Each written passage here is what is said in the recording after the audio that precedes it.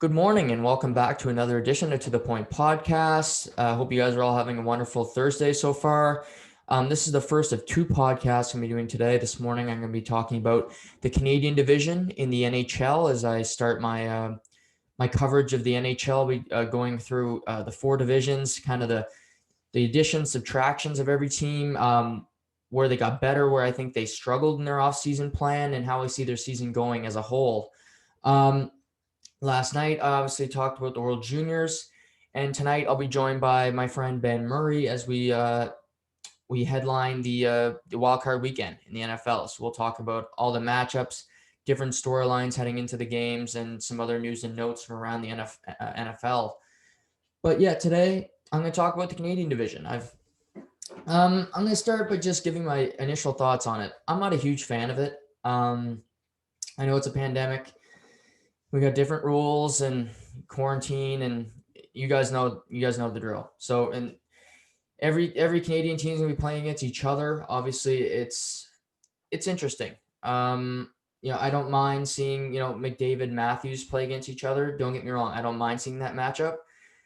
But seeing Ottawa play Toronto 8 times, seeing Toronto play, you know, I even think of Vancouver, like Vancouver playing Ottawa 8 times.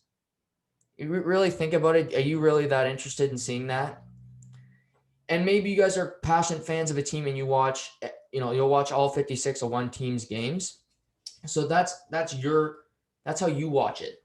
I like to watch as many games as I can. Normally I have a game on my TV and I get my computer out and I try to put something on there too. So I have two going on at once. Hopefully when I can make this podcast, a big thing one day, I can get multiple TVs set up and get the whole maybe three, one on top of the other and get the 3-pack going. But for now, I'm going to go with the computer and then go with the TV. But I like to watch, Tampa against Calgary. I like to see these teams come in. I think of Calgary, Los Angeles. This has been a really under the radar rivalry for some time now, just with Drew Doughty and Matthew Tkachuk being at each other's throats. We're not going to see that this year. So it's just different matchups that I don't think people are realizing you're not going to get to see for a calendar year. And yeah, I think the first couple of matchups of, Toronto, Edmonton will be fun, but the seventh time it's going to get stale. And that'll happen for every division. That's not just for the Canadian division, but as a whole with their NHL plan, it would have been very tough to move all these Canadian markets to the US. I realize that. But for the product, I think to be as great as it could be, they maybe should have looked into it. What's the difference if Toronto's playing at home? Well, there's going to be no fans. So what? An empty building's an empty building. They could have played the game in Idaho. Obviously, they like to have the games at home because they're NHL rinks and they're set up for TVs and cameras and what have you. But it's, I'll buy into it. Obviously it starts next Wednesday. Toronto, Ottawa in that division, Calgary and Edmonton will also play opening night. But I'll buy into it as we progress here. I'm not loving it from the start, and I question everything. I ponder everything. So that may just be my mindset, and I'm looking at it the wrong way. But we'll see. We'll see what happens here as we progress. But I'm going to start going through every team, and I'll start with, around this area, in general. Toronto Maple Leafs are polarizing one way or the other. People love them or people hate them. And that includes their own players, because I think sometimes their own players hate the team because they don't show up and play. But that's a whole other podcast, whole other story. But looking at last season, obviously the season was halted in March, and then the NHL returned in August and went to the bubble and was able to play playoffs and do it successfully. So they got in there. They played. Toronto was in the before the first rounds, kind of this buy-in tournament to see if you made it.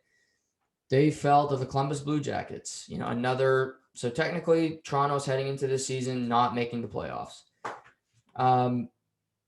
And you could say that it was a playoff series because it was best of 5. Well, on paper, they didn't make the playoffs, and that's how I operate. So they're coming in, like I mentioned, they've lost Columbus in 5 games, winning game 4, coming back from 3-0 down, scoring 3 goals in the last 5 minutes, then losing 3-0 in that game 5. So that comeback in game 4 was irrelevant. But new team, completely new team. They lost, and I thought they beat Columbus after they won game 4. They got that momentum. I thought they'd ride that and beat them and head into the next round. But the Leafs, if they would have beat Columbus, they would have played Tampa Bay, and they were done in the next round. This narrative that the team was built for success and they're going to go on this long road of we're going to go on a deep playoff run with the team we have now was a false narrative. If you watched the way, just the Tampa Columbus series, not just Tampa afterwards, the physicality and the way that you have to play in the playoffs to win, Toronto was not built for it. They're not. I mean, you have your best players that don't throw checks. And that's not conjecture. That's not me just making a hot take. That's a fact. Austin Matthews is a fantastic hockey player. So is Mitch Marner. But neither of them really like going into the corner and getting their nose dirty. So it's just different things to think about here. But they looked at the roster, and I give Kyle Dubas credit. He's been preaching forever that we got skill and we need skill, and it's not a linear plan. You love that word, linear. If you listen to his press conference, count the linears and have a drink every time he says it, because he says it ad nauseum.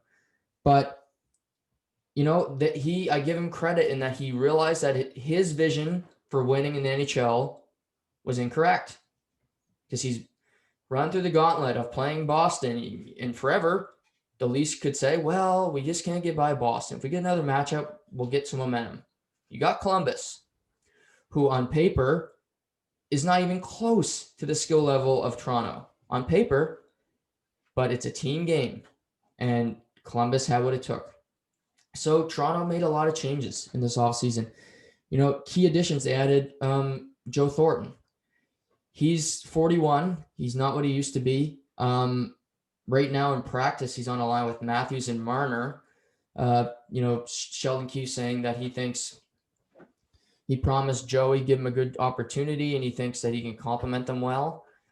Obviously, he won't be playing the minutes that Matthews and Marner do. And last year they played over 22 minutes a game. I imagine I can't see Joe playing more than 13, 14. He's never been quick. So he's still, I love, Joe's a future Hall of Famer, and, I'm never going to critique that signing. I like the older players that can still play. I'm fine if you kick out, the veterans. Kicking out Zdeno Chara was a wrong decision because he can still play. Wayne Simmons, they added Wayne Simmons, probably playing a 4th line role for the team, but he adds that bite, he adds that grit, that dig in that Mike Babcock and then Sheldon Keefe started to say afterwards that you need on teams. Wayne Simmons will go into those corners. He's not afraid to fight if you need him to. He'll get in front of the net. He'll go to the dirty areas and just be a key cog in the machine.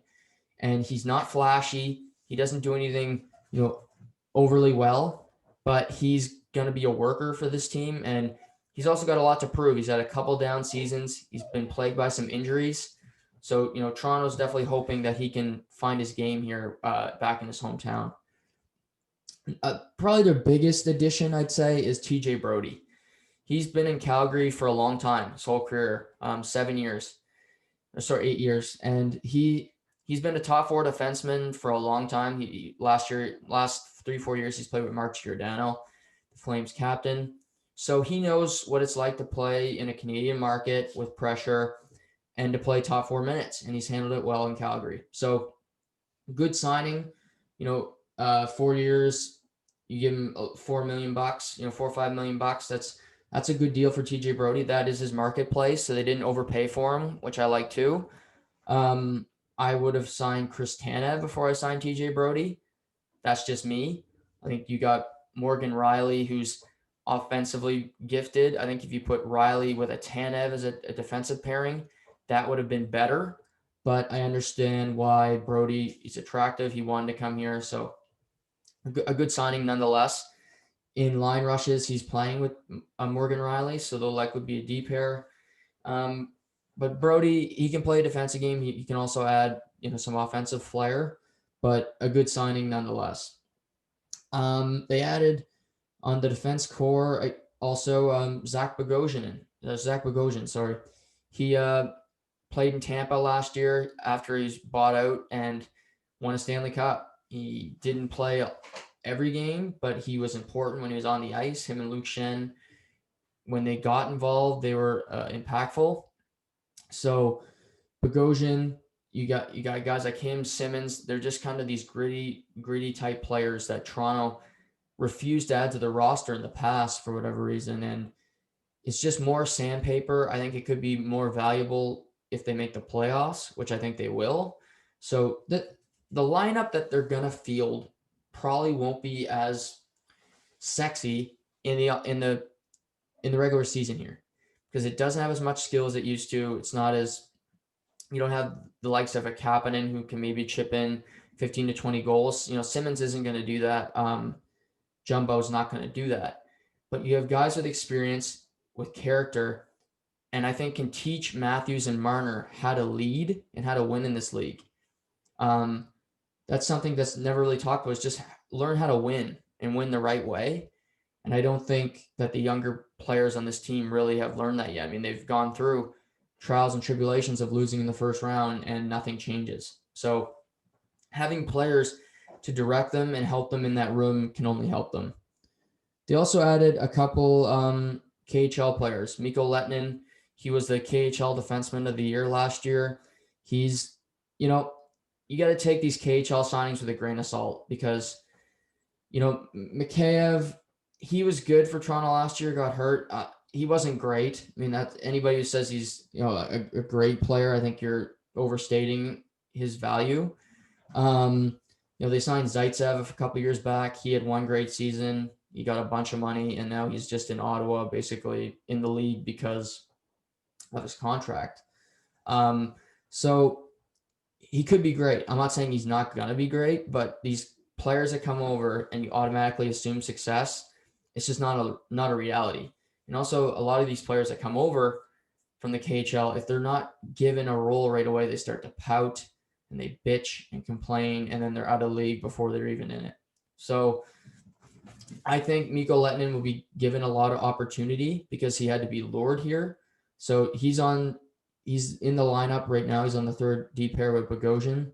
So we'll see what happens there. But he adds an offensive touch to this team, to the third pair. If he's playing with Bogosian, Bogosian's a stay-at-home defenseman who doesn't take a lot of risk offensively. So that could be a good pair for them. Just looking at their defense core as a whole, they got Riley with Brody. That's a solid pair. They got Muzzin and Hall, who really emerged as their shutdown defensive pair last year. And then Lehtinen and Bogosian. So that means that Travis Dermott is the seventh defenseman. He's on the outside looking in right now. I don't think Bogosian will play every night. So I think Dermott, that'll be a rotating door for the sixth, seventh, fifth, sixth defenseman to interchange.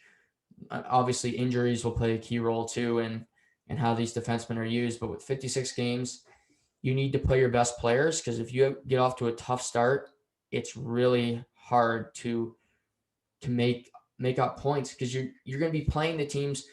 The best thing, I guess, is, say Toronto's trailing Montreal by 4 points. Well, you play them twice in 2 nights. You play on a back-to-back. If you can win both times in regulation, then you're tied. So you can make up points that way. But starting a season 1-5 for any of these teams in any division really can happen, because it's going to be a nightmare. And on just trying to rebound and get back into the playoff race.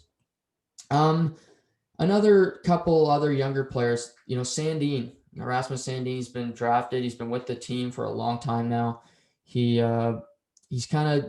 never stepped up. He hasn't done anything crazy for them yet. I think they hope that he's a key factor, but he's a prospect. He's not an NHL player yet.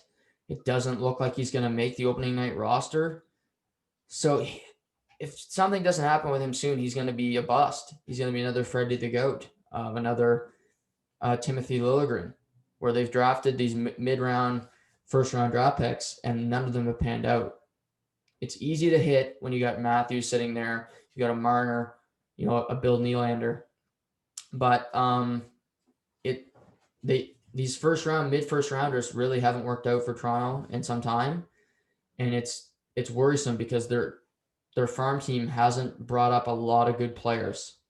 So they're having to build a team through free agency, which it doesn't mean it can't work, but it's also very tough. You see a lot of teams win that are just teams that are grown and they learn how to win and lose together, and maybe Toronto can adapt that, but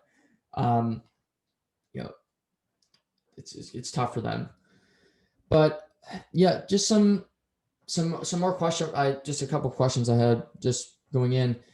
Nick Robertson didn't play for Team Canada at the World. Didn't play for Team USA at the World Juniors, and he's not on their roster right now for opening night. So my question is, why didn't you send him? If he's not going to play opening night, why didn't you send him there? Get him some ice time. Get him so what? He's just going to scrimmage and go on the taxi squad for a while? At least he would have played some meaningful games, which he hasn't done since the bubble. If he doesn't get inserted here before next Wednesday, the decision not to send him is very odd and very stupid to me, because you can practice, but why not let him play a game? And maybe he tears it up and he comes back and he's confident and you see an even better version of Nick Robertson. So just a funny decision for me from Leafs brass to not let their player go over and see what he can do there at the World Junior Hockey Championships. And the biggest thing for this Toronto team, I mentioned that they've added some sandpaper, added some more players that you can trust. They need to defend. For 10 plus years, all you've heard from the likes of Ron Wilson, Randy Carlyle, Babs, the list goes on, is we got to dig in and we got to defend. And now Sheldon Keefe, everybody joked on Babcock because that's all he said. Well, what did Sheldon Keefe say after a week of having the job? The same thing, just nicer. And they need to learn how to defend, because playing that run and gun style may work in the first week because the goalies suck and no team is strong defensively. But you see I mentioned playoff hockey. What Toronto does in the regular season is irrelevant, because when you have this team that you put together and you spent $50 million on your top 4 best players, you have one goal. And if you're a Leaf fan and your goal is to make it to the second round, you got the wrong mindset. Your goal is to win the cup. You have a window. It's time to win. It's not, it's a learning opportunity for the 80th year in a row. No. Win or bust. That for this team, the Ottawa Senators can say, we want to learn. We want our young players to develop. Well, we're going through a rebuild. Toronto went through the rebuild. That's long gone. It's win now, or you got to look at different options. And for this team, they need the likes of Matt, and I'm looking right at Matthews and Marner, Bill Nylander. Defend, back check, play harder when it comes to playoff hockey. Because if you play like you have the past 3-4 years, you're going home and playing golf in April like everybody else. So adapt or die. It's in business, same thing in sports here. Toronto, what's the doing the same thing and expecting a different result? Insanity. So playing the same style that you've been playing and expecting something different to happen, it's not going to. You're going to lose again. So really the biggest question, and it's important to see it in the regular season in games, them winning 7-6, you're happy about it at the time, but it's not the greatest thing for them long-term, because they're not going to play a 7-6 game in the first round against Tampa Bay, because Tampa Bay is not going to get into that. Tampa Bay is going to tighten up And the likes of Braden Point and these key players are going to grind and are going to play the game the right way. So that's their biggest thing. Will they finally buy into this? This is regimes of different teams of preaching the same thing, and nothing's changed. And finally, just wrapping up the Toronto conversation, the goaltending. Frederik Andersen's on his last year of his contract. He's been solid for Toronto. I don't think he's been the problem. I think he's a part of the problem. I don't think he's the biggest problem. But make the big save. You play well in the regular season for the most part. You have your dips, but make the big save when it's required. Last year in the playoff game, he let in a goal from the corner. One guy threw it on the net and it went in. That can't go in. You need to make the key save. And, you might have to steal a game here and there because the other goalie's hot.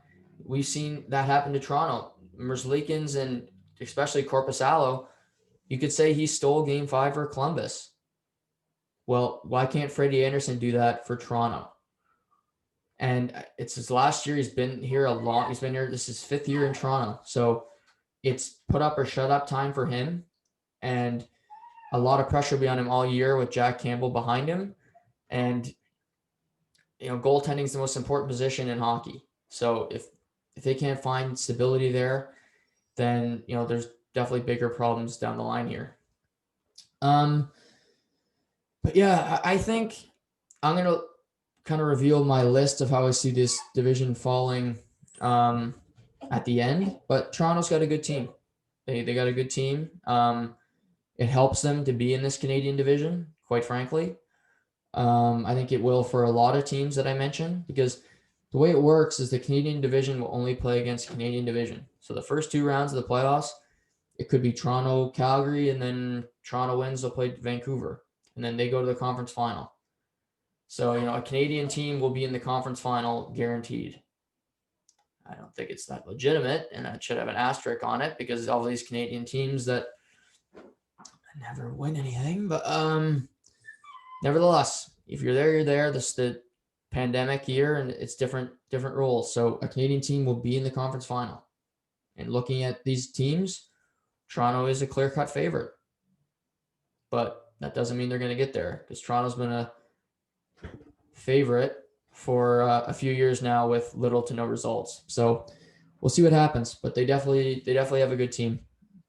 Pivoting to the Montreal Canadiens.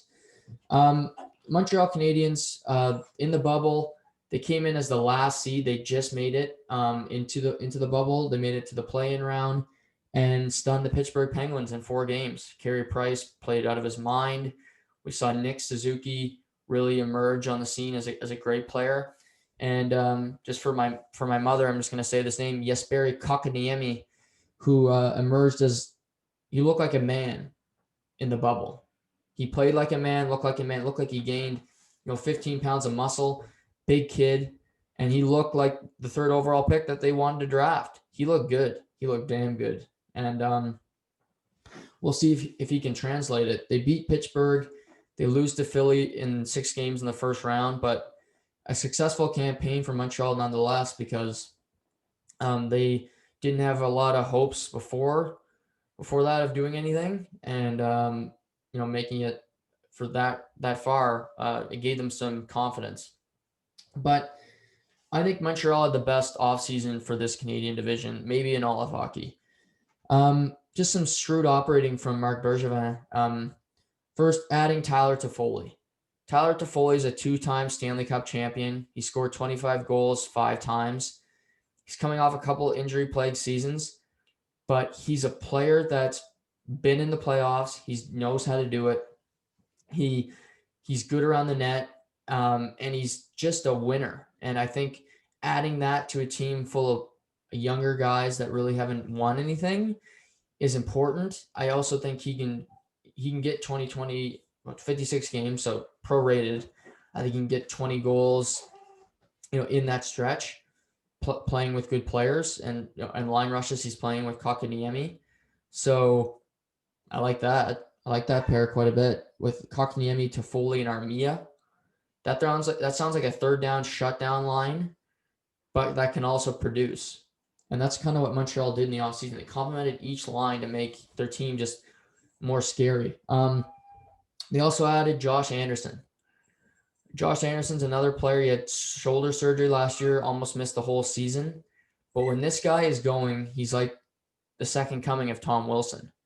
He's big, tough, not afraid to get in those dirty areas, and he's a mean guy. But he can also, he's quick. He's a 30 goal scorer in the NHL when he's healthy. He did it before the year before last, and I think he can do it again, staying healthy. He's got playing on a line with Suzuki and Drouin, which sounds like a very skilled line with some sandpaper added on it. But he's a fun player to watch. They signed him to a big ticket, 7-year deal, but he's well worth it because he's kind of you can't find a lot of Josh Andersons. Tom Wilson's, they're an anomaly. So if you can find one, especially with him, he can just watch. You'll see Montreal play Toronto opening night. He can flat out fly, and he's a truck when he's going to hit you. He's dominant around the net, very fast, great shot. I love him as a player. I love the players like Wilson, like Anderson. Matthew Tkachuk's my favorite player in the NHL currently. These guys have skill, but they also add that presence to the game that's gone now, where you see the young stars of today, they're all really soft and they seem afraid to even engage in physical activity. So I like what they're doing in Montreal. They also added former Stanley Cup champion with the St. Louis Blues, Joel Edmondson. He's a fourth, fifth defenseman. He was on their cup-winning team.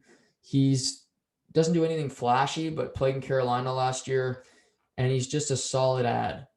He's not going to be anything special by any means, but he's been in that winning culture, and I don't think it hurts them to add. They also added, backup goaltending. It's something that they've needed for a long time. It's been a hole for them. When they don't have Carey Price in net, they don't have any security, and they signed Jake Allen. They acquired him, who had 1 year left in his deal, and then he was re-signed.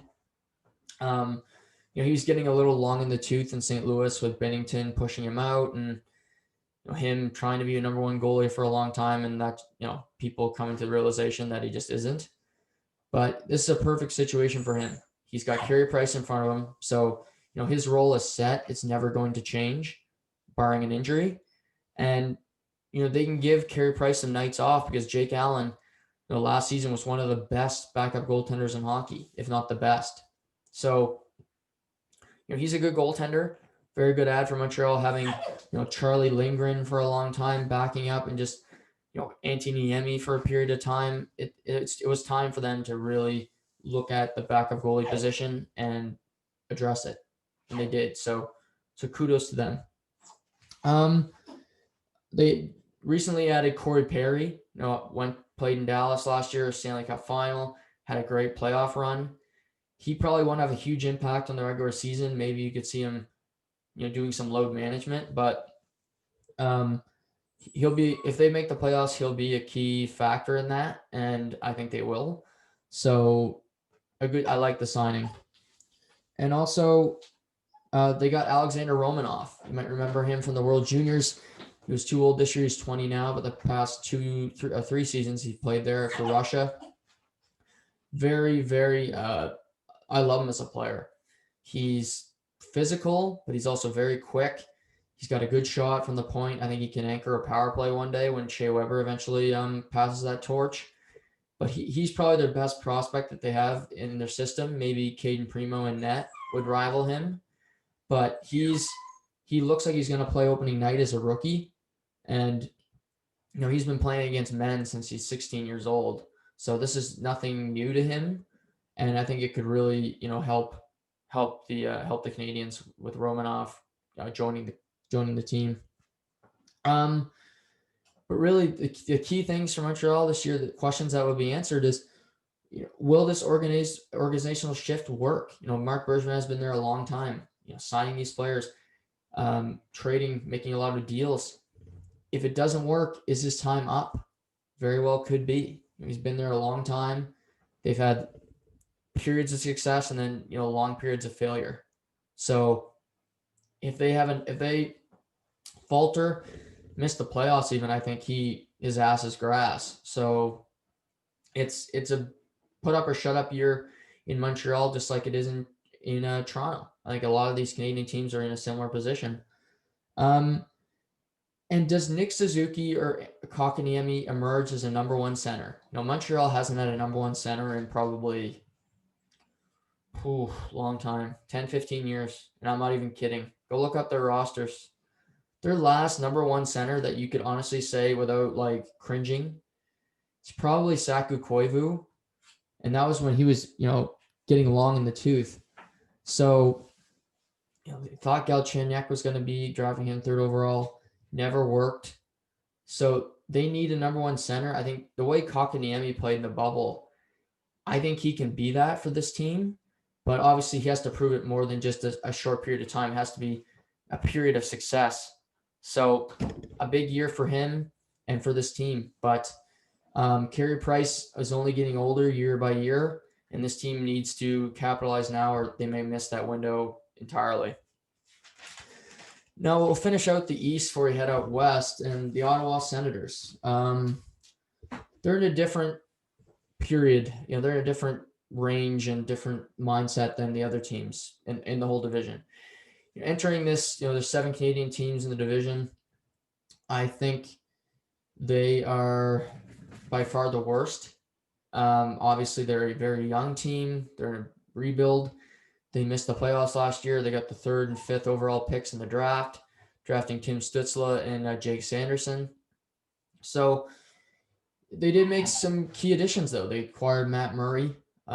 He's in Pittsburgh, kind of got replaced by Tristan Jarry. They signed him to a big deal, $7 million a year. So he needs to kind of show people that he can be a number one goaltender. He's had some injury problems. When Pittsburgh was winning Stanley Cups, he had the luxury of having Marc-Andre Fleury sit behind him. You can make the correlation of Tua Tagovailoa and Ryan Fitzpatrick. He had the security blanket of knowing that he had a great goaltender behind him. And the past couple of years, he hasn't played great, and he's got 2 cups on his resume. But, Marc-Andre Fleury played for the second cup. Fleury played the first round, second round, and till game 4 of the third round. So Murray has won cups, but he hasn't been the key factor in winning them. And he needs to establish himself as a number one goaltender in this league because he really hasn't yet. They acquired Cedric Paquette from Tampa Bay. He's kind of a depth forward. Evgeny Dadonov from Florida. He was a good signing. He's a 25, 30 goal scorer, 65, 70 points in a normal 82 game season. Since coming over from the KHL, he's been a success story. So for Ottawa to be able to sign him is a good signing, and he had some veteran leadership as well. Just last week, they got Derek Stepan from Arizona. He's a third line center now in his career. When he's playing for the Rangers, he was playing top line minutes. He was a really good player when they went on their cup run. He's just a good mentor. I don't think he's going to do anything fantastic for the Senators, but having a mentor, an older player on this team, when it's a team full of younger players, especially with the losses of Craig Anderson and Borowiecki, when it comes to their leadership core, I think adding a Stepan, who's been an alternate captain in New York and Arizona, it'll help them for sure. But this team is going to be about seeing what players have. You're going to see players likely like Josh Norris get opportunities. He won the AHL Player of the Year last year. He's a high-end prospect, and they're really high on. They got Eric Brandstrom, who was acquired in the Mark Stone deal. I think Brandstrom has a very high ceiling. I think they acquired him thinking he could be our next Erik Karlsson. As you all know, if you've listened to this podcast before, I'm not the biggest Erik Karlsson fan. I think he's one of the more overhyped players in the past decade. But I think he can be better than Erik Karlsson. He's had levels of success and failure so far, mostly failure in the NHL, but he'll likely start the year on the NHL roster. Before he's just been called up. So to go through a training camp and start the year, I think is a different mindset for him than just being a call up on a random Tuesday night. So he'll have some stability, some good coaching, and this year is going to be about getting these players an opportunity and give them some runway. Don't make it 2 games and make them healthy. You need to give these players time to process the information they're learning and then see how they apply it in the weeks ahead. They also got Drake Batherson. He's another high-end pick for them. He played well in the AHL last year. He got sent down early in the year, started tearing it up, made the AHL All-Star team. So they have a lot of younger players that have played some AHL hockey that are going to make their roster at the start of camp here. Brady Tkachuk, Thomas Chabot, just a couple of their leaders. They got some things to build around. Stützle will likely play. He's in quarantine right now from the World Juniors. I think he's eligible to come out either Saturday or Sunday. So I don't know if he'll be available opening night.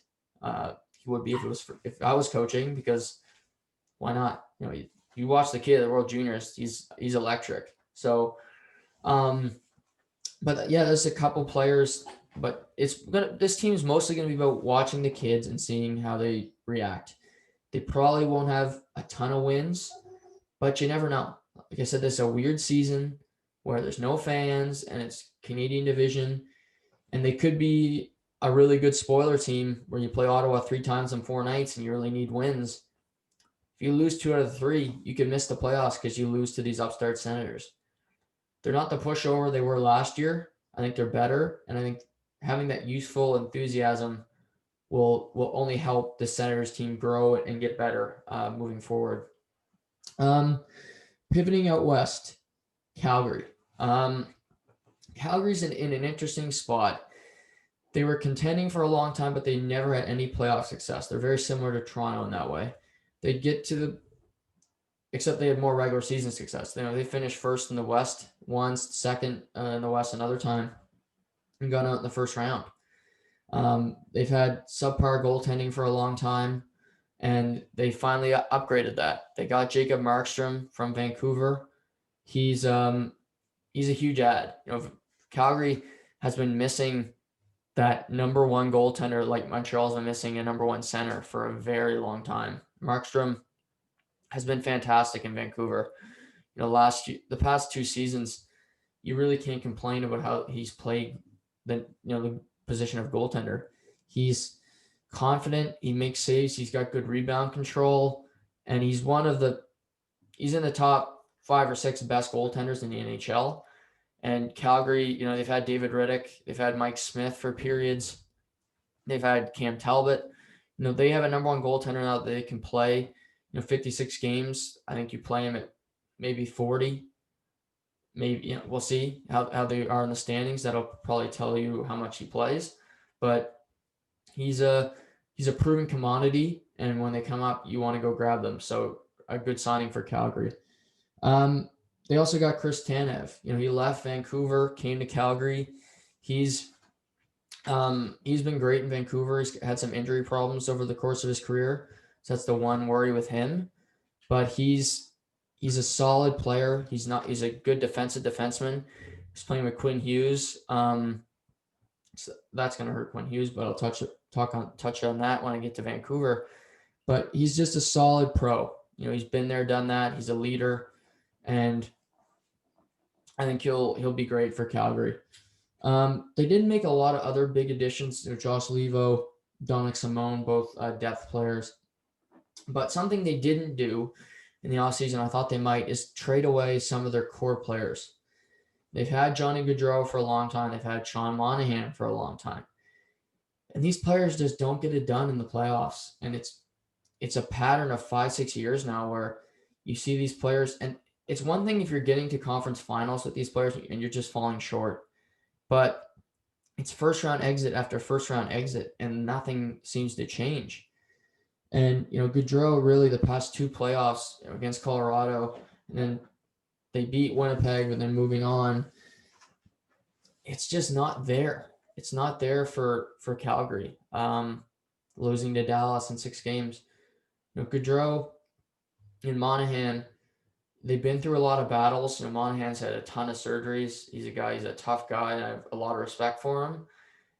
But this year is really, I think it's got to be make or break, because if they miss the playoffs, I think Brad Treliving is fired. First of all, I can't believe he hasn't been fired yet. I mean, he's gotten more runway. He's fired Bob Hartley. He got rid of Bill Peters. He's on Jeff Ward. Like, he's on his third coach. You usually don't see that with a general manager. You usually get to fire one, and then you take the next bullet. So I think Trees really, his ass is on fire right now, and he knows it, that they need to win this year and put up some results, or he could be looking at the back of the paper at the wanted ads here come next fall. So you got to see it from Monahan, Gaudreau. Giordano's aging too. You need to see some defensemen like Rasmus Anderson, Yusuf Alamaki, Hannafin step up, because Giordano's not going to be able to play the minutes that he did 2-3 years ago when he won the Norris. He's an older guy, and he needs help. Really for Calgary, it's Gaudreau and Monahan's last stand here. Markstrom's fantastic, so he can help them cover up some of the issues they have, but it needs to happen now for this team, and really to see some success and see what they can do for real. Edmonton. Obviously they got Connor McDavid, they got Leon Draisaitl, Nugent Hopkins. They got the same core, really, that they had last year. They added a lot of depth. They got Kyle Turris from Nashville. It never worked out for him in Nashville. He's going to Edmonton to play for Dave Tippett, who Tippett coached him in Arizona. And that's really where Kyle Turris played some of his best hockey. Tippett really likes him as a player. Probably be their third line center behind McDavid, Draisaitl. So he's not gonna have to play a top 6 role, which he did in Nashville. I think he can just be a solid player for them. I don't think he is what he once was, but if he can just chip in, be reliable defensively, he could be a good add for them. They also added Dominic Cahoon. Dominic Cahoon, I think, could be a key add, because I think he could play with Connor McDavid. He was in Buffalo and in Chicago, so this is already his third stop, but he can finish. He's finish at the net. He's strong. And you see these players like Crosby, McDavid, they don't play with the most talented players. And Cahoon's just kind of that worker bee, where we've seen Kassian have a lot of success. Zach Kassian have a lot of success with Connor McDavid. Cahoon could play that role for him. You could also see Cahoon play with Draisaitl. They're both German. They're very good friends off the ice. So now on the same team, maybe they'll be together to start the year. But that could be a good ad for Edmonton. They also got Jesse Puljujarvi back. He was drafted by them 4th overall 4 years ago. He struggled for a long period of time, requested a trade. Edmonton couldn't get a deal done. So last year he played went back to Finland and played in the Finnish Elite League. Now he's coming back over to North America. He hasn't had a lot of success, being a 4th overall pick. They're saying he's come back stronger, faster, like every coach does when you see him at training camp. But the proof will be in the pudding when you see his numbers and how he produces. He could be very important, because their depth will be tested. It'll be on him to really play some key roles here for this team and see what he can do. They also added Tyson Barrie from Toronto. He took less money. He was offered from Vancouver to play for his host team, but he took less money to come to Edmonton. Edmonton, I think he'll probably anchor that top power play, and I'm sure he's hoping for a big year when it comes to points, and he can cash in this summer when it comes to free agency. But a big year for him. It was a nightmare of a season in Toronto, where he didn't fit there. The team didn't fit with him. It's sometimes, it's just the player wasn't working. Well, you got to look at the organization too. The organization did him no favors. So He'll come to Edmonton. He's going to have another pressure-packed season playing in a Canadian market after playing in Colorado to start his career.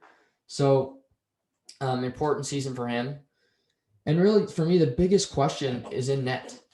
We saw Markstrom in the open market. We saw Matt Murray, a ton of goaltending. Thomas Greiss, just goaltending galore. Henrik Lundqvist, where you could have added at least a solid backup. They got Koskinen under contract for another 3 seasons, so that would have been hard to move that contract. Braden Holtby also.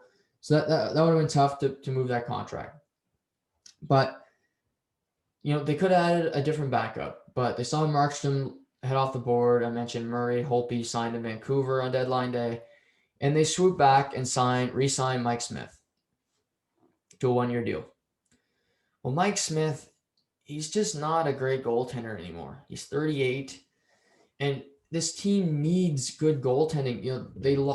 It's already announced Oscar Klefbom has to have shoulder surgery. He's out for the season. He's done.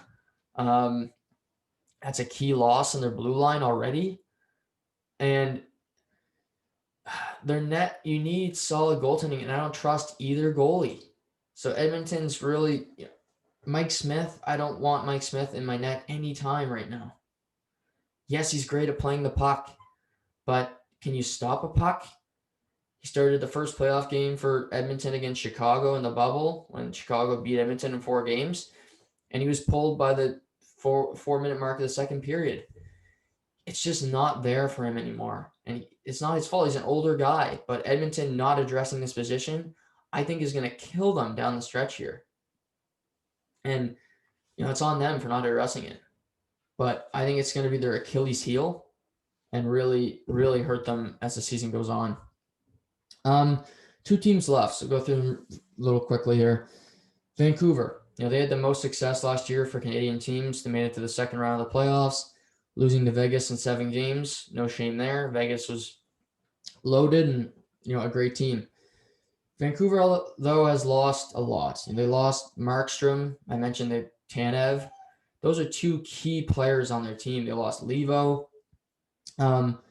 It's going to be tough for Vancouver, I think, after such a successful year. They added Braden Holtby, who's a good add, for the net position. To get Braden Holtby after Markstrom leaving was the best option available. So I credit them for doing it. But they got a young team. Their key players are young. They got their depth forward positions. We got the likes of Zach McEwen and Jay Beagle and Antoine Roussel and these players that, Brandon Sutter. I don't love their depth. Their defensive core is really hurt right now. They got, Oliu Levy, who they drafted 4 or 5 years ago, currently making the team. And it's just tough. I don't know. I don't see them having a ton of success because I think they're going to take a major step back. Quinn Hughes had a fantastic rookie season.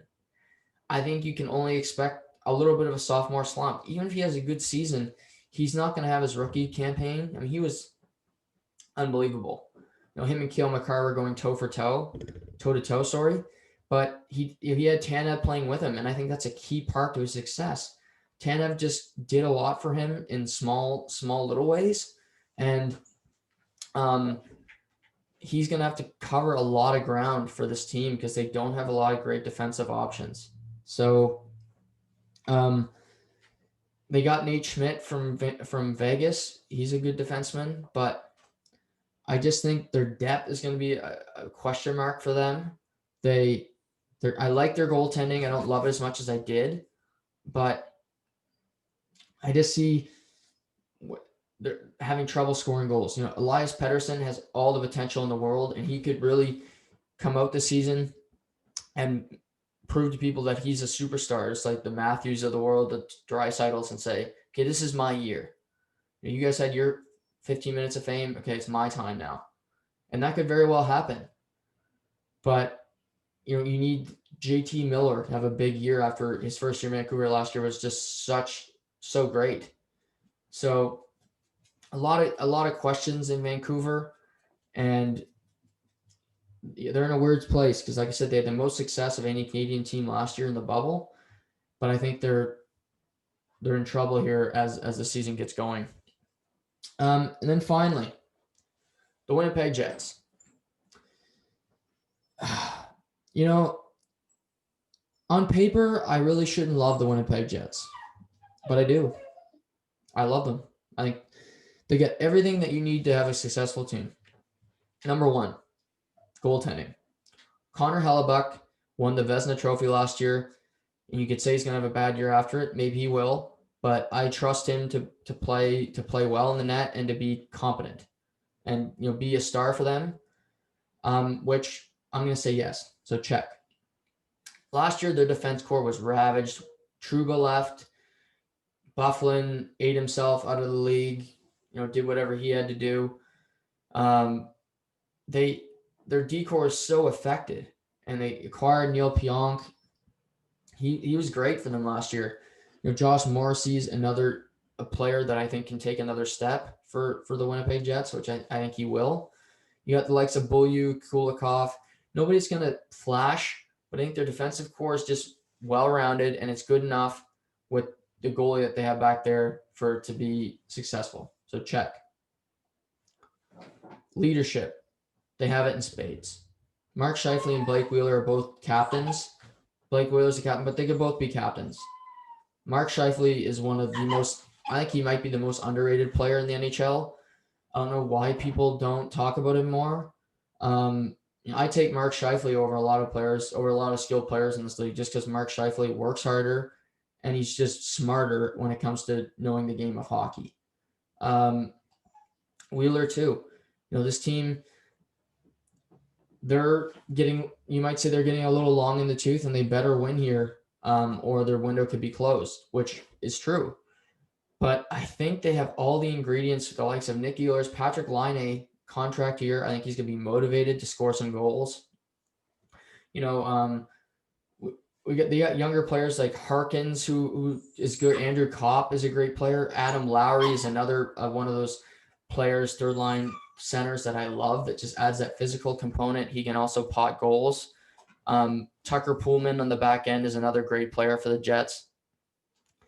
And again, they don't have that skill that you should say, well, this team should win. But I think they will. And going through these 7 teams like I have today, I have the Winnipeg Jets winning the Canadian division. This is just regular season. When we get to the playoffs, then I'll reassess as I see everything. But looking today before this puck is dropped, I think the Winnipeg Jets will win the Canadian division. They just have something about them, and that's making me think, well, Mark Scheifele, Blake Wheeler, they'll find a way. And playing against their competition, they're not playing against the West, the physical West. I think they can manhandle the East teams when they have to play them, and it's not something that I think the Torontos of the world, the Ottawas of the world are really equipped for right now. That'll be a culture shock for them. But the Jets, I have them finishing first. I have the Toronto Maple Leafs finishing second. I think they just have too much skill. And again, it's a regular season. Toronto's a pretty good regular season team. So I think they'll finish second. Matthews probably have another big year. So Toronto finishes second in the Canadian division. Third, I have Montreal. Montreal made a lot of changes. I think it'll pay off for them with Carey Price still in the prime of his career, playing excellent hockey. Montreal gets into the playoffs, and I think you'll see a big year from Josh Anderson and another step taken from Jesperi Kotkaniemi and almost solidify himself as a number 1 center in the NHL. Now the 4th spot. This was the tough one because I don't see Ottawa, so I ruled them out. So that brings me down to Vancouver, Calgary, and Edmonton. Vancouver, I mentioned before, they made some good additions in goal, but I don't think they have enough depth to go on a run and make the playoffs here. So I'm going to rule them out. So Edmonton or Calgary. And really what it comes down to is I'm going to pick Edmonton because of Connor McDavid and Leon Draisaitl. I trust those two to score and put up points and be impact players more than I do Gaudreau and Monahan. So, McDavid and Draisaitl are walking point machines, and I think that they'll be able to do that better than Calgary. Calgary's got better goaltending, but in certain games, I think McDavid and Draisaitl will be able to score their way out of problems, and that might not translate to playoff success, but I think it'll get them to the playoffs over Calgary. So yeah, Winnipeg, Toronto, Montreal, Edmonton. These are my four Canadian teams making the playoffs from this division, the North Division. So yeah, there's four divisions. I'm gonna have three more of these podcasts where I talk about each team, what they're missing, what they did in the offseason, like I did today. The next one will likely be on Saturday, potentially tomorrow night, but I'll keep you posted on that. But if you disagree, if you get different takes, who you see winning this division, feel free to comment. I'd like to hear everybody's different opinion. But I'll be back later tonight with Ben Murray to talk about the NFL. So stay tuned for that, and we'll talk soon. Have a great day.